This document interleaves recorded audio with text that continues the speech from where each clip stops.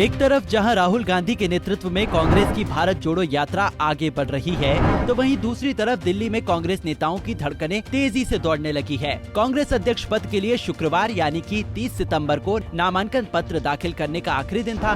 कुल 3 नेताओं ने अध्यक्ष पद के लिए दावेदारी पेश की, जिनमें कर्नाटक से ताल्लुक रखने वाले मल्लिकार्जुन खड़गे, सांसद शशि थरूर और तीसरे उम्मीदवार KN त्रिपाठी झारखंड के पूर्व मंत्री शामिल है। लेकिन इन तीनों नामों में सबसे ज्यादा अगर किसी की चर्चा हो रही है तो वो है राज्यसभा में विपक्ष के नेता मल्लिकार्जुन खड़गे। चर्चा इसलिए खास और हो जाती है क्योंकि खड़गे को गांधी परिवार का बेहद करीबी माना जाता है। ऐसे में सवाल ये है कि अगर खड़गे कांग्रेस अध्यक्ष बनने में कामयाब होते हैं तो क्या वो डूबती हुई कांग्रेस में जान फूंक पाएंगे? क्या कांग्रेस को 51 साल बाद दूसरा दलित अध्यक्ष मिल सकेगा? कांग्रेस अध्यक्ष पद के लिए सबसे पहले साल 1939 में चुनाव हुआ था, जिसमें सुभाष चंद्र बोस और पट्टाभी सीतारमैया आमने सामने थे। चुनाव हुआ और नेताजी सुभाष चंद्र बोस की जीत हुई। कांग्रेस में दूसरा चुनाव आजादी के बाद साल 1950 नासिक अधिवेशन से ठीक पहले JB कृपलानी और पुरुषोत्तम दास टंडन के बीच लड़ा गया था, जिसमें टंडन विजय रहे। लेकिन बाद में उन्होंने तत्कालीन PM जवाहरलाल नेहरू के साथ मतभेदों के बाद इस्तीफा दे दिया।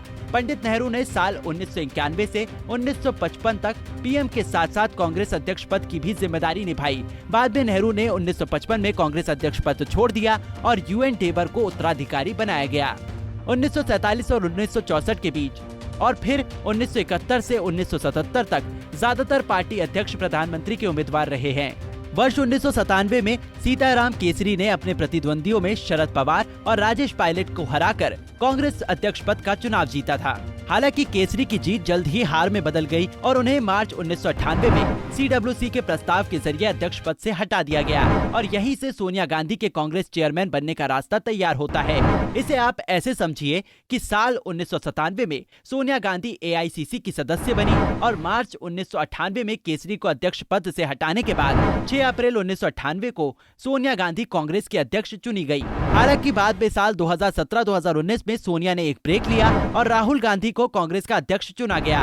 2019 के लोकसभा चुनाव में कांग्रेस की हार के बाद राहुल गांधी ने इस्तीफा दे दिया। तब से अध्यक्ष पद को लेकर उठापटक जारी है।